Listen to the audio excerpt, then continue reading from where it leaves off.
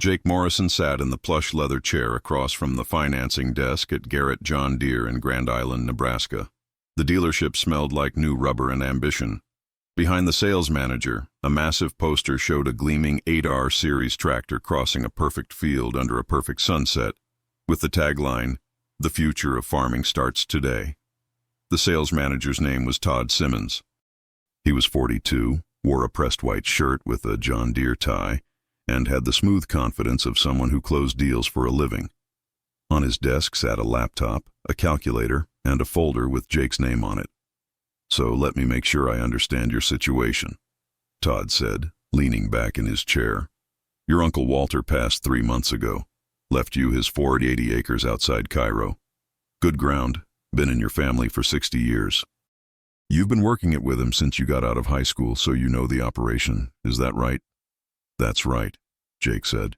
He was 32 years old, still processing the fact that Uncle Walter was gone, and the farm was now his responsibility. "And equipment-wise, what did Walter leave you?" Jake shifted in his chair. "A 1968 Farmall 806, some implements, a grain truck from the 80s, basic stuff." Todd smiled, but it wasn't a warm smile. It was the smile of someone who just confirmed what they already suspected. "Jake, I'm going to be straight with you. That 806 is 54 years old. It was a good tractor in its day, but its day was half a century ago. You're trying to run a 480-acre commercial operation with equipment that belongs in a museum. That's not sustainable." "It runs," Jake said quietly. "I'm sure it does," Todd replied. "But running and being efficient are two different things. Let me show you something." Todd turned his laptop around. On the screen was a spreadsheet with 2 columns, one labeled Current Operation and one labeled Modern Operation. "I did some calculations based on your acreage," Todd said. "With that old 806, you're burning about 3 gallons of fuel per hour, more than a modern tractor. That's $9,000 a year in wasted fuel. You're covering maybe 8 acres an hour planting. A modern tractor with precision planting equipment covers 25. That's time, Jake. Time you're losing. Time your competitors aren't losing." Jake looked at the spreadsheet. The numbers seemed real, seemed logical. "Your 806 doesn't have GPS guidance," Todd continued. "So you're overlapping passes, wasting seed and fertilizer. Industry studies show that costs farmers without guidance an average of $12,000 a year in input waste. You don't have yield monitoring, so you can't identify your low-performing areas and adjust. That's probably another $8,000 in lost optimization." Todd let that sink in, then hit the key number. "Conservatively, Jake, farming with 50-year-old equipment is costing you $30,000 a year in inefficiency. Over 5 years, that's $150,000 you're leaving on the table." The number hit Jake like a punch. $150,000. That was real money. Money he needed if he was going to make the farm work. "Now," Todd said, his voice dropping into what Jake would later recognize as the closer's tone, "let me show you what we can do." Todd pulled out a glossy brochure. A John Deere 6155R smiled back from the cover, all 155 horsepower of modern agricultural engineering. "The 6155R is perfect for your operation. Not too big, not too small. 155 horsepower, GPS ready, command center display, auto track guidance, 24 by 24 transmission. Everything you need to run a professional operation in 2022. "How much?" Jake asked. "MSRP is $185,000, Todd said. "But here's where it gets interesting. John Deere Financial is offering 2.9% financing for qualified buyers. You're qualified, Jake. Walter's farm has equity. You've got good credit. We can structure this as a 7-year note with manageable payments." Todd slid a paper across the desk. At the top it said, "Monthly Payment Calculator." At the bottom, in large numbers, $2,386 per month. $2,400 a month, Todd said. "That's less than $800 an acre annual payment. And remember, you're saving $30,000 a year in efficiency. The tractor basically pays for itself and puts money in your pocket." Jake stared at the numbers. It made sense. The math seemed to work. Everyone he knew farmed with newer equipment. His neighbor ran 2 John Deere 7Rs and a brand new planter. Another neighbor had just traded up to an 8R. Nobody farmed with 50-year-old tractors anymore. That was something old men did, and Uncle Walter was gone. "I need to think about it," Jake said. Todd's smile tightened just slightly. "Jake, I understand. This is a big decision, but I need to be honest with you. This 2.9% rate is a special promotion that ends Friday. After that, rates go to 4.9%. On a loan this size, that's an extra $30,000 over the life of the loan. I'd hate for you to lose $30,000 because you waited 3 days." Jake felt the pressure. Friday was 2 days away. "And full disclosure," Todd continued, "I've got 3 other farmers looking at this exact model. I can't hold it if someone else is ready to buy. The 6155R is our most popular model. They move fast." Jake drove home in his 2003 F-250, the truck Uncle Walter had left him, along with everything else. He thought about Todd's spreadsheet, about the $30,000 in annual losses, about the 2.9% rate ending Friday. By the time he pulled into the gravel drive at the farm, he'd almost convinced himself to do it. The farmhouse was a simple 2-story built in 1952, white paint faded to gray, porch sagging slightly. Uncle Walter had lived alone here for 40 years after Aunt Helen passed. Jake had spent every summer of his childhood on this porch, learning to farm, learning to fix things, learning Walter's way of doing things.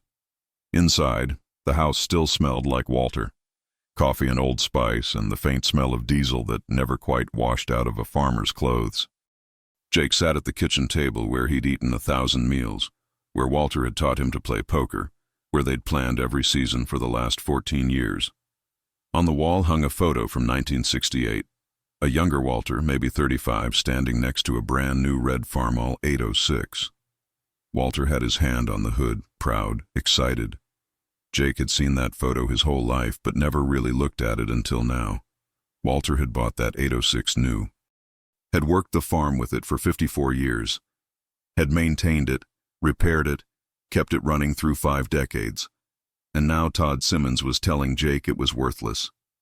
Jake couldn't sleep that night. He kept thinking about the numbers, about the pressure, about Friday's deadline. Finally, at 2 a.m., he got up and went out to the machine shed. The 806 sat there in the dark, red paint faded but clean. Walter had always kept it clean. Jake climbed into the seat. The metal was cold. The steering wheel worn smooth by Walter's hands. On the instrument panel, someone had scratched WM 1968 into the paint. Walter Morrison, the year he bought it. Jake noticed something he'd never paid attention to before. On the floor of the tractor, tucked beside the seat, was a small metal box. He pulled it out. Inside were papers, maintenance records going back to 1968. Every oil change, every repair, every part replaced, all documented in Walter's careful handwriting. At the bottom of the box was an envelope. On it, in Walter's handwriting, "Jake, if you're reading this, I'm gone. Don't let them tell you this tractor is worthless. I paid $7,800 for it in 1968. Do the math. Walter." Jake sat there holding the envelope for a long time. Then he went back to the house and did something he should have done before going to the dealership. He did the math. Real math, not Todd Simmons math. Uncle Walter had paid $7,800 for the 806 in 1968. That was 54 years ago. The tractor was paid off. It owed nothing. According to Walter's records, maintenance over 54 years totaled roughly $28,000. Engine rebuilt twice, clutch replaced 4 times, tires, hydraulics, various repairs. Call it $30,000 total to be conservative. $30,000 over 54 years was $556 per year in maintenance. Even if you added $500 annual operating costs for insurance and storage, that was $1,056 per year. Over the last 20 years Jake had worked with Walter, annual cost had been maybe $1,200 per year. The John Deere 6155R would cost $185,000 financed at 2.9% over 7 years. Total payments, $200,412. After 7 years, the tractor would be worth maybe $90,000 at best. Depreciation alone, $95,000. Add in higher insurance, higher property taxes on a $185,000 asset, and you were looking at $110,000 in total cost over 7 years. That was $15,714 per year. The 806 cost $1,200 per year. The difference was $14,514 per year. Over 7 years, that was $101,598 in savings. Even accounting for potentially lower fuel costs and higher efficiency with the new tractor, which Jake suspected were exaggerated, the 806 was tens of thousands of dollars cheaper to operate. Todd's math was bullshit. The savings from efficiency were theoretical. The cost of the loan was real. The depreciation was real. The higher insurance was real. Jake didn't sleep that night, but by morning he knew what he was doing. He called Todd Simmons. "Jake?" Todd answered, voice bright. "You ready to move forward?" "I'm going to pass," Jake said. There was a pause. "Can I ask why? Did you find a better deal somewhere else?" "I found a better deal in my machine shed," Jake said. "Thanks for your time." He hung up before Todd could launch into another pitch. Jake spent the next week going through Walter's records systematically. The maintenance logs were meticulous. Every repair documented, every part number recorded, every hour logged. The 806 had 18,400 hours on it. The engine had been rebuilt in 1988 and again in 2006. The transmission was original. The rear end was original. The hydraulics had been overhauled in 2001. Jake found receipts going back decades. In 1975, Walter had replaced the clutch for $240 in parts. In 1988, the full engine rebuild cost $1,800. In 2006, the second rebuild cost $2,400. A set of rear tires in 2010 cost $1,600. The most expensive single repair was a hydraulic pump failure in 2015 that cost $800 for a rebuilt pump and $400 labor. These were real numbers, not projections. This was what it actually cost to run a tractor for 54 years, and the total was nowhere near what 7 years of payments on a new John Deere would cost. Jake started the 806 that morning. It turned over slow, the way old diesels do, then caught and rumbled to life. No electronics to fail, no sensors to malfunction, no computer modules to replace at $100 or $200 each. Just metal, fuel, air, compression. He drove it out to the south field to start spring disking. The tractor pulled the 14-foot disc without complaint. No, it didn't have GPS guidance. But Jake had been driving straight rows since he was 16. Yes, it took longer than a newer tractor would, but it was paid for, and his time didn't cost him loan payments. His neighbor, Steve Hartman, drove by on the county road in his 7R. 2 hours later, Steve stopped by the field. "Jake," Steve called out, "you're still running Walter's old 806? "Yep." "You know Garrett Deere's got a good deal on 6 155Rs right now. Todd Simmons will set you up." "I talked to Todd," Jake said. "Decided to pass." Steve looked puzzled. "You can't run a commercial operation with a 50-year-old tractor, Jake. That's not sustainable." Jake had heard this before 2 days ago in Todd's office. It sounded just as wrong now. "Steve, you don't mind me asking, what do you have in your 2 7Rs? Steve shrugged. "About $320,000 each, but they're financed. Payments are manageable." "How much are the payments?" "About $4,000 a month total, but they're efficient. I'm saving money on inputs." Jake did the quick math. Steve was paying $48,000 a year in tractor payments alone. Before maintenance, before insurance, before the GPS subscription fees, before the John Deere software access fees, before anything else. "Steve, you farming more acres than Walter did?" "About the same. 500 give or take." "And you're making more money than Walter made?" Steve paused. "I don't know what Walter made, Jake. That's personal." "Walter cleared about $40,000 a year after expenses," Jake said. "Most years. Some years more, some less. But he averaged $40,000 take home." Steve didn't say anything. "Your tractor payments are $48,000 a year," Jake continued, "which means before you pay for anything else, before you pay yourself anything, you're already $8,000 deeper in debt than Walter ever had to dig out of." "But the efficiency," Steve started. "Is it efficient to owe $640,000 on equipment?" Jake asked. "How many bad years can you weather with that kind of debt?" Steve didn't have an answer. He changed the subject, talked about the weather, then drove off. Jake went back to disking. Over the next month, Jake got the full routine. Every farmer he knew had an opinion about the 806. Some thought he was smart, most thought he was crazy. The consensus was that you couldn't farm commercially with antique equipment. But Jake kept farming. The 806 plowed the fields, disked them, pulled the planter, did everything Walter had done with it for 54 years. It wasn't fast, it wasn't comfortable. It didn't have a radio or air conditioning or GPS. But it worked, and it didn't cost him $2,400 a month. In May, Jake ran into Todd Simmons at the co-op. Todd was friendly, professional, asked how things were going. "I see you're still running the old 806, Todd said. "Yep. How's that working out?" "Fine," Jake said. "Got the planting done on time. Tractor runs good." Todd nodded.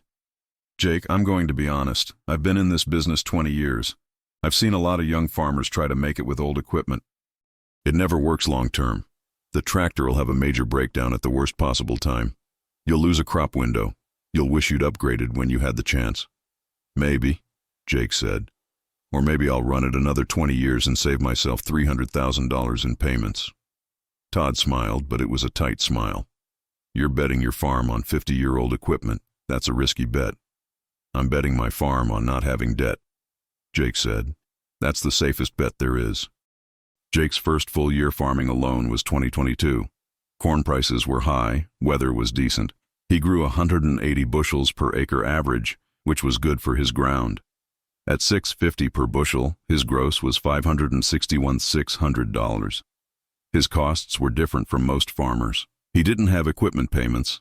His seed, fertilizer, and chemical costs were about $220 per acre, which was $105,600. Fuel for the 806 was higher than a newer tractor would use, maybe $8,000 for the year. Maintenance on the 806, a set of front tires and routine service, was $1,800. Insurance was $4,200. Property taxes were $11,400. Grain hauling and drying was $18,000.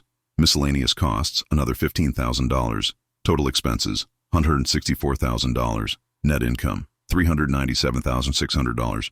Jake paid himself a $50,000 salary, put $100,000 into savings, put $150,000 into a land fund, spent $50,000 on improvements to the farm, including a new roof on the machine shed and some drainage tile, reinvested $47,600 into the operation. He ended the year with no debt and $100,000 in the bank. If Jake had bought the 6155R, his situation would be different. Payments would be $28,630 for the year. That comes straight off his net income.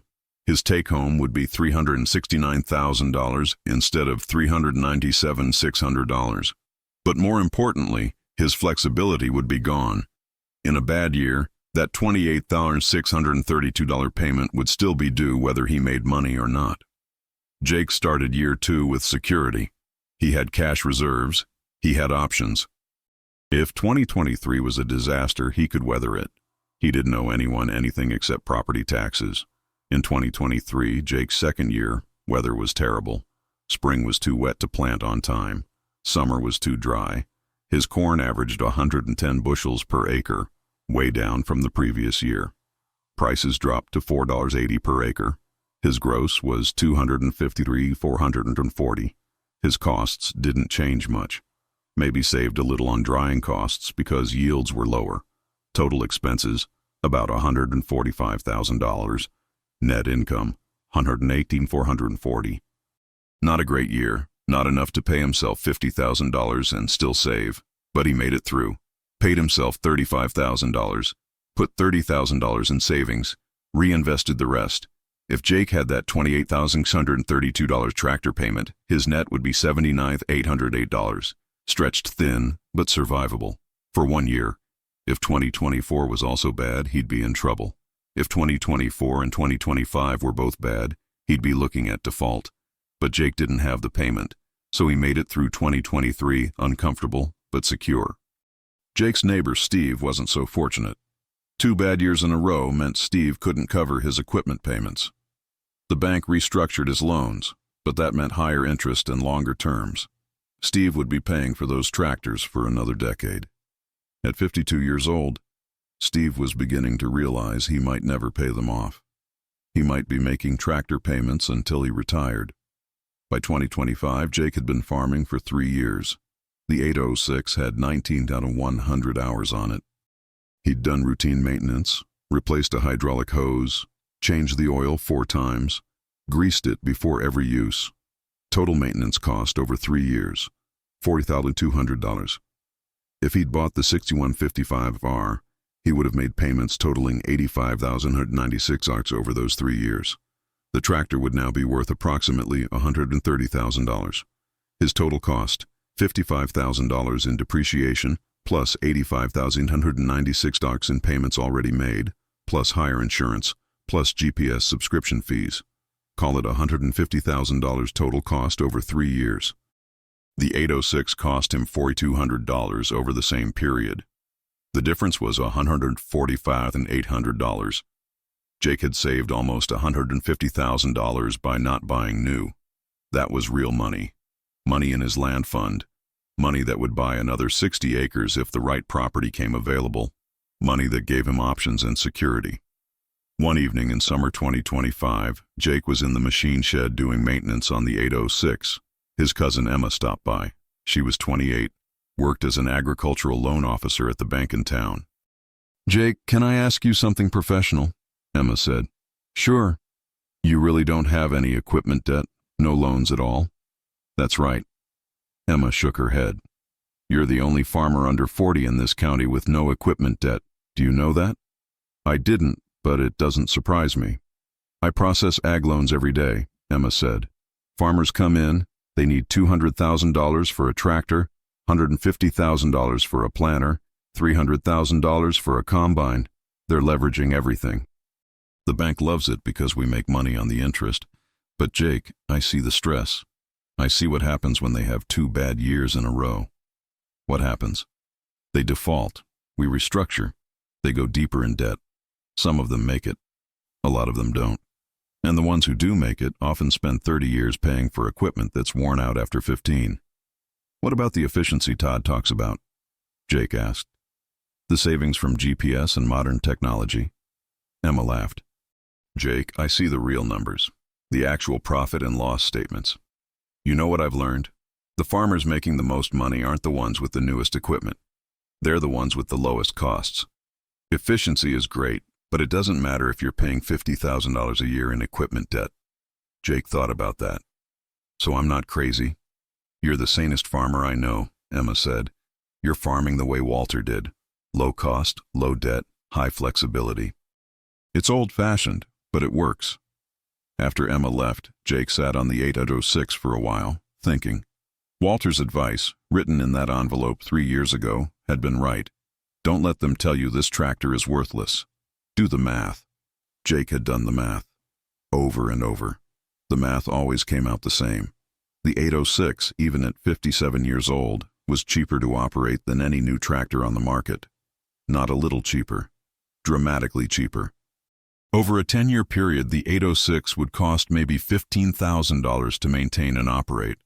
A new tractor would cost $200,000 in payments alone, plus depreciation, plus higher insurance and taxes. The difference was $185,000. That was Walter's gift to Jake. Not just the tractor, but the wisdom to use it despite everyone saying it was wrong. In 2026, Jake turned 36. He'd been farming for 4 full years since Walter passed.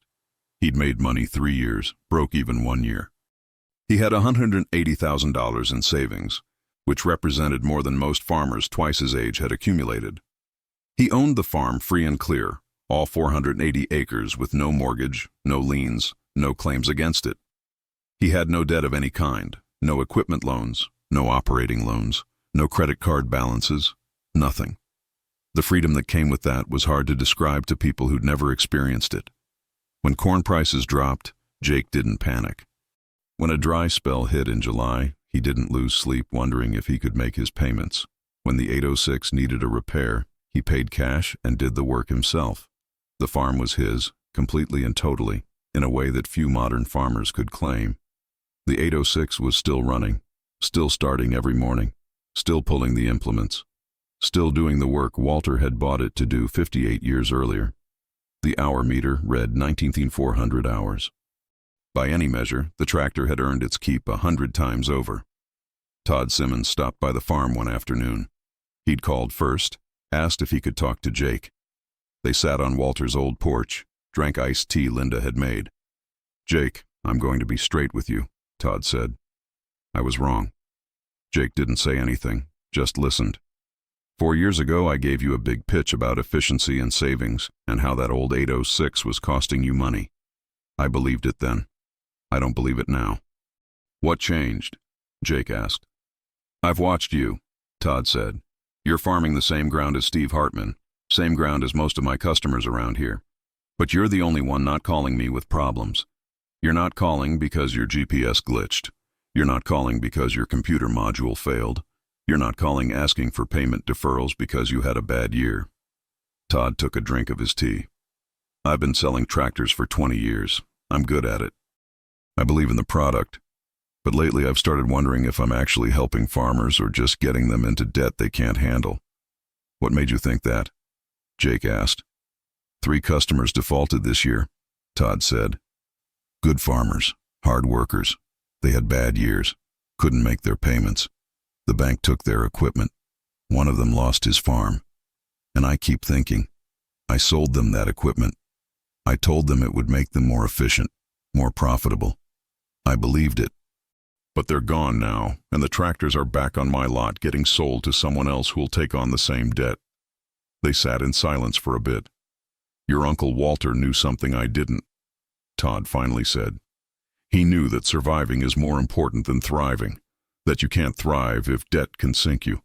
That old 806 can't do everything a new tractor can do. But it can do enough, and it doesn't require payments. There's wisdom in that." "Walter was a smart man," Jake said. "Smarter than me," Todd admitted. He finished his tea and stood up. "I just wanted to say that. Wanted you to know I was wrong. Keep farming, Jake.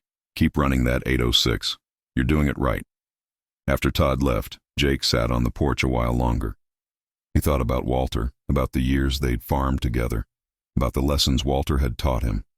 Not just about farming, but about life, about sustainability, about not chasing what everyone else chased just because everyone else was chasing it. The 806 wasn't the best tractor. It wasn't the fastest or most comfortable or most efficient. But it was paid for, and it was reliable. And it didn't require Jake to bet his future on whether corn prices would stay high for the next 7 years. That was worth more than GPS guidance, worth more than air conditioning, worth more than all the technology John Deere could pack into a machine. Walter's 806 had saved Jake approximately $60,000 per year in costs over 4 years. That was $240,000 in savings, money that went into Jake's land fund, his savings, his security. Money that meant Jake could farm without fear, could sleep at night without wondering if one bad year would destroy him. The tractor was just metal and diesel and moving parts. But what it represented was freedom. Freedom from debt. Freedom from dependency. Freedom to farm on his own terms, the way Walter had farmed for 58 years. Jake started the 806 and drove it into the shed. The engine rumbled steady and strong. 58 years old and still running. Still saving him money. Still proving Todd Simmons wrong. Still doing exactly what Walter bought it to do in 1968. Farm.